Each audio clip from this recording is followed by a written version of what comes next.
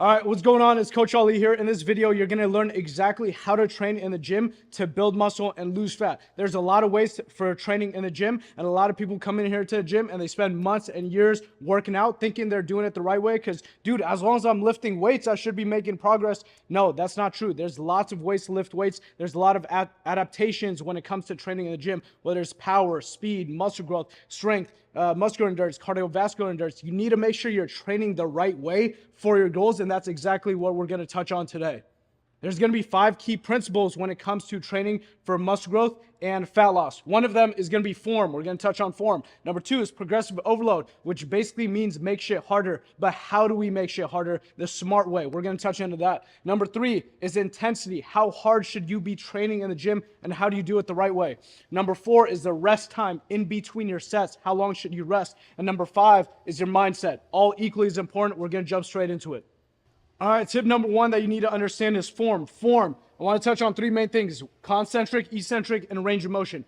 What is the concentric and what is the eccentric? So you don't have to remember these names, but just think the concentric is when you're pushing against the weight. Yeah, so if I'm doing a shoulder press, it's going to involve me pushing up like this. If I'm doing a squat, it's when I'm at the bottom of the squat and I got the dumbbell on my back or in the front or a barbell and I'm pushing on the way up. It's when I'm pushing against the weight. The eccentric is when the weight is pushing into me. So this, at the top of a shoulder press, the weight is pushing into me. It wants to come back down and I have to control it, okay? So just a little tidbit for you to know what concentric, eccentric are. The main takeaway that you need to know is you want to make sure it's controlled. There's too many times people are using momentum. For a shoulder press, they're, bending down at the hip and then using momentum to throw themselves up in the movement. I got very little shoulder stimulus out of that little push I just did. It was a lot of back and it was a lot of hips. It was a lot of momentum. When you're doing a movement, whether it's a bicep curl, if you're doing a bicep curl, you want to use your biceps. If you're doing a shoulder press, you want to use your shoulders. You want to use the muscle that you want to grow, and that movement is made for that. You don't want to use momentum from other muscle groups. So if I'm doing a shoulder press, I'm keeping my shoulder blades back and down. I'm using all shoulders right here to move it up. It should feel like my shoulders are doing the majority of the work right there. Now the eccentric, that's on the way back down. So for a shoulder press, it would be up here, I finish it, and now the weight just wants to drop down, right? It's very easy for the weight to just drop down. I want to make sure it's controlled on the way down. Yeah, I'm not just letting the weight drop. If you just let it drop, you're basically doing a half rep because you're not controlling that second part, and you're limiting how much muscle growth and fat loss you're going to get out of that workout. It's a very ineffective workout. Now, I want to show you. Now, I also want to show you what it would look like if you're doing a different movement. Now, say you were doing a push-up, right? So the push-up or any bodyweight movement, it's when I'm pushing against the weight. So if I'm going up, that's the concentric. So what I want to avoid is just using a bunch of momentum and propping myself up, right? So I'm going to make sure it's nice and controlled, and I'm pushing my hands into the ground, and I'm creating that movement up, and I should feel my chest, my shoulder, my triceps working. Now the eccentric would be on the way down, and instead of just dropping myself to the ground, I want to make sure it's nice and controlled, just like that. And it's a lot harder that way, but that's the point, so you get an effective workout. Now one more example, what would this look like in a squat? So if I'm doing a squat, the eccentric would actually be where I'm lowering myself down. It would be the first part of the movement, because if I have weight right here, if I'm doing a goblet squat, my weight, I just want to throw myself down, right? That's what the weight wants me to do. It's easy to do that. So I want to make sure the way down is not super fast, but it's nice and controlled. And then on the way back up, I want to push up, boom. And I don't want to throw a bunch of muscle groups into it. I want to make sure I'm pushing my feet into the ground and I'm creating that movement up. So the big takeaway when it comes to eccentric and concentric is just make sure you're using the right muscle group that you want to grow, the one that movement was made for, and also make sure it's controlled. That's the big takeaway. Now, when it comes to range of motion is the entire range of motion of movement. I don't want you to do half reps. So I don't want you to do bicep curls and just start from up here and just do, yeah, bicep curls. Yeah, bro, bicep curls. Yeah, yeah. I want you to go all the way down, get that stretch, be in good posture, and go all the way up, and then go all the way down. And for that, you'll need to watch some of the videos on the training app I shared with you. Or if you're watching this on YouTube, just search up YouTube videos for every single workout that you do. Take a month, take 2 months, master form, because form is the most important thing. Make sure you're doing it in the right range of motion. All right, now we're going to touch on tip number 2 is progressive overload. And progressive overload, in simple terms, it just means make shit harder. Make shit harder than last time you came to the gym. You need to train harder than last time you came to the gym. It's just a little bit harder. I don't want you to jump from 25 pounds to 45 pounds, okay? That's a big jump. It's 25 pounds to 30 pounds to 35 pounds. But there's many ways to progressive overload, so let's get into it. The main ways I want you to focus on is form, tempo, which is how fast you do the movement, amount of reps that you're doing, or weight. So let's dive into each one of those. Now, form is the first one you should focus on when it comes to progressive overload. Your form should be like 90-95% dialed down before you even start trying to increase weight and increase reps. That's the biggest mistake people make is, oh yeah, bro, the only way I could, make shit harder is go from like 55 pounds to 65 pounds. And they just throw on a bunch of weight and form goes out the window and they end up hurting themselves, or they're just lifting heavy weight, but not actually getting a good workout, right? So we want to make sure we get a good workout. So number one thing you should master is form. Make sure you're doing the movement the right way, engaging the right muscle groups. Number 2 way is tempo. That's another way you can make shit harder or progressively overload to make sure that you're making gains in the gym. So tempo is how fast you're doing the movement. So it's usually on the way back down the eccentric, right? So if I'm doing a shoulder press and a chest press and I'm pushing, that's the concentric. On the way back down, that's the eccentric. And the slower I go, the more muscle fibers I'm tearing, the harder it is. I really want to just drop the weight, but I'm slowing it down, slowing it down, slowing it down, slowing it down. Oh, that was a tough set. That probably took like 5 to 10 seconds on the way back down. But that's another way to make it harder. And that's extremely important if you're doing bodyweight style movements. If you're doing a bodyweight style movement, and you don't have a bunch of weights at home, there's not a lot of ways to progress. So tempo is an important one. So for example, if you're doing a push-up, instead of just, dropping back down with control, you want to drop back down slowly, slow motion. Boom.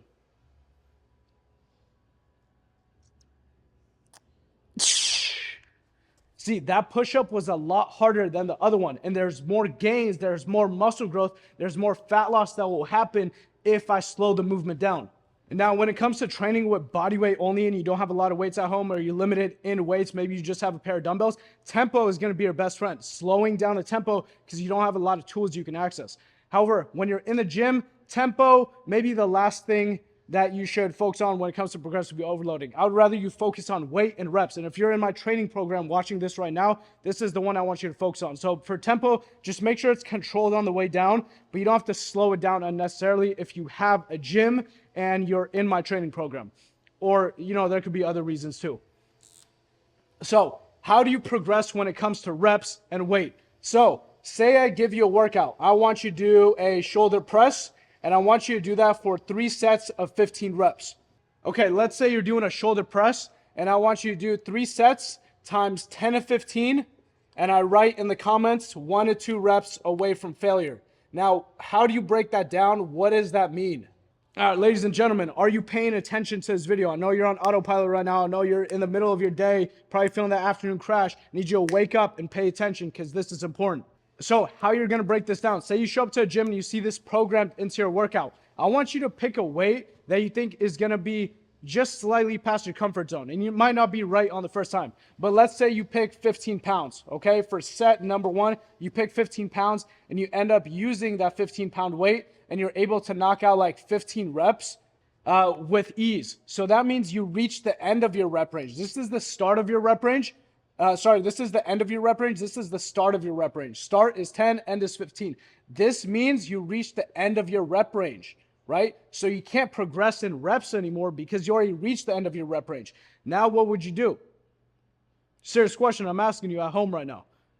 You would progress in weight because you can't progress in reps anymore. So for that second set, say you hit the end of your rep range, now you have to progress in weight. The next one up would be like a 17.5 or a 20. So you would go to 20 and then you would knock out as many reps as you could with 20. Now say you do 20 pounds for 14 reps. You didn't reach the end of your rep range. So that means you would continue using this weight. That's how you would progress. So you do the third set and you notice that, hey, on the third set, I hit 20 by 15. And because you're logging your workouts on my training app, link down in the description, join, get coached by me, ha ha ha. Because you're logging your workouts, next time you come to the gym, you'll be able to say, see that, hey, last time I did shoulder press, I got 20 pounds for 15 reps. That means this time I have to progress it even more. I'm going to go to 25 pounds. And what you'll notice is that you only did 25 pounds for 12 reps. And it's that endless cycle. That's how you keep making progress when you're in the gym. You either increase reps or increase weight. So to wrap that one up, progressive overload. First thing you should master is form. That's the most important thing. That's another way to progress. If you have terrible form right now, don't think about adding weight or adding reps or slowing down tempo. Improve your form. Second way is tempo. If you're doing a lot of body weight movements, calisthenics style movements, tempo is going to be your best friend because you can just slow the movement on the way down, and that's going to make it harder, leading to more progress, more muscle gain, more fat loss. And then the last two are going to be reps and weight. These are your best friends. Keep it super simple when you're in the gym and to make sure you're seeing progress, because you can actually measure these compared to tempo where it's like amount of seconds on the way down. So weight and reps, increase weight or reps up until you reach the end of your rep range. Then you reach the end of your rep range, so increase the weight.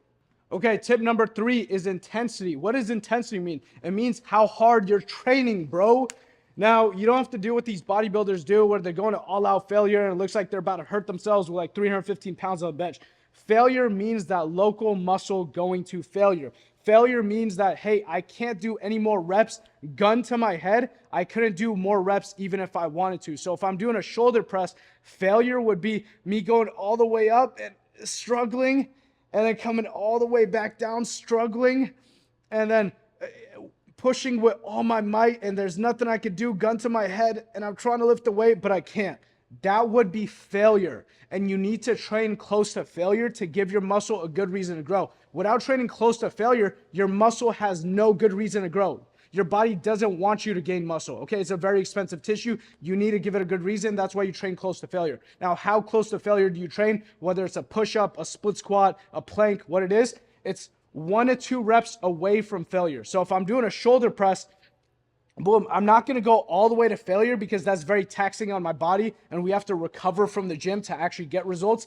You don't want to just train hard. You want to recover from them. So that's why we train 1 to 2 reps away from failure. So if I'm doing a shoulder press and I'm going all the way back down, as you progress in the gym and as you go from beginner to intermediate, you'll be able to tell, okay, you know what? That was like 1 to 2 reps away from failure. I'm 1 to 2 reps away. I'm going to stop right there compared to going for that last rep I can really push out.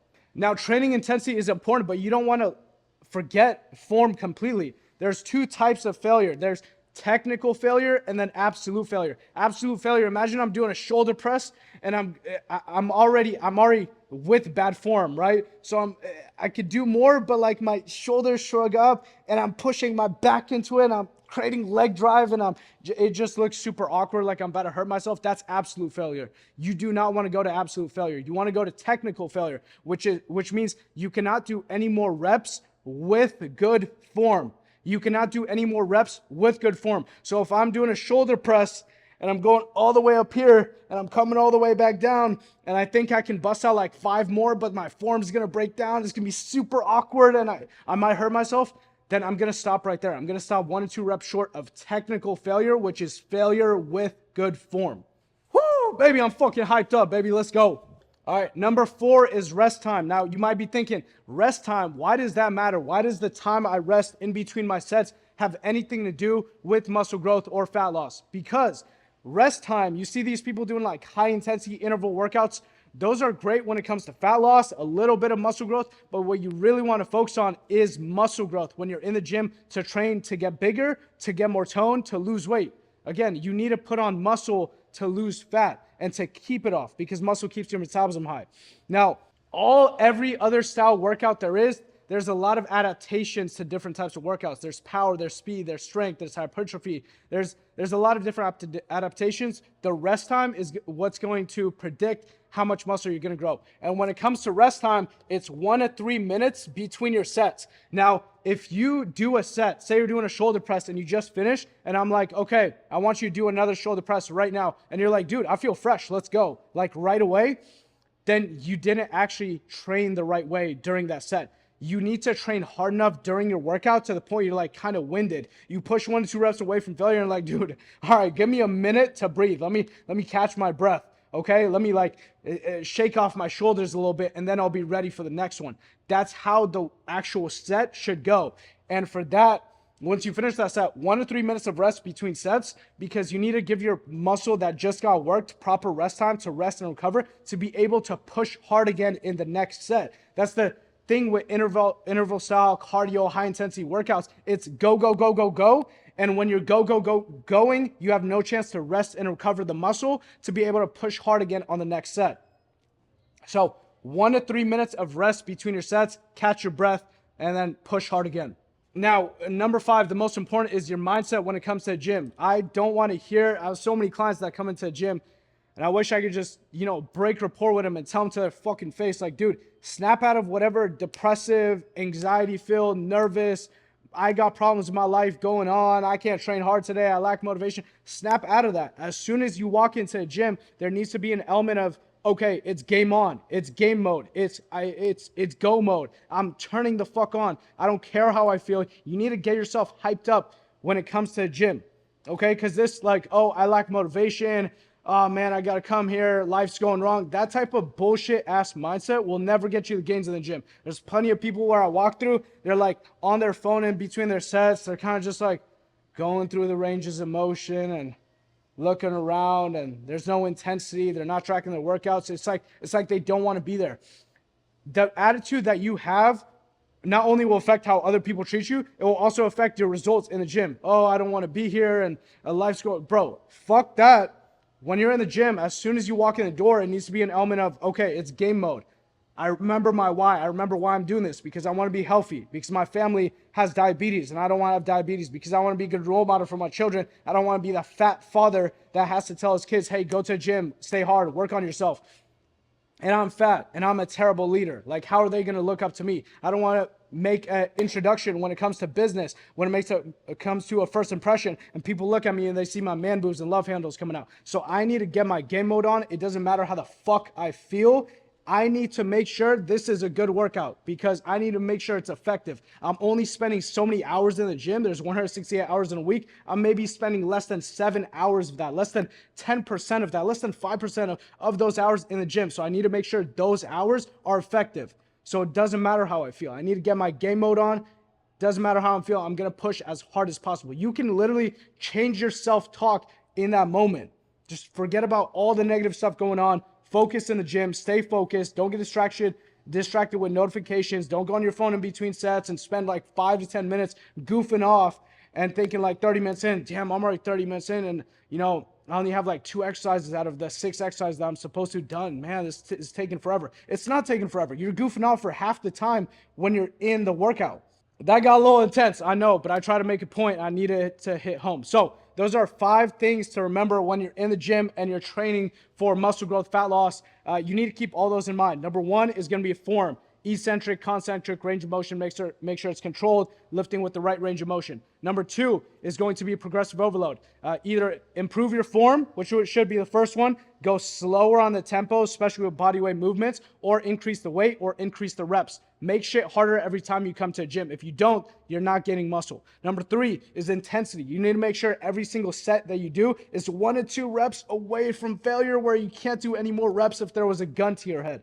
Number 4, gosh, I'm riffing off right now. What is number 4? Number 4 is going to be rest time. Rest time in between your sets should be 1 to 3 minutes in between your sets, where you can probably rest and recover for your next set. And number 5 is your mindset. Snap out of the depressive, negative self-talk, looking at yourself in the mirror and being like, oh, I'm fat, I'm never going to make progress. Snap out of it. Have a positive attitude. That's how you're going to make the best results. Coach Ali out. Click the link in the description to change your life, change your mindset, get on a consistent routine, improve your mindset, your accountability, your consistency, your discipline, so you can make the best results of all fucking time and be the best version of yourself.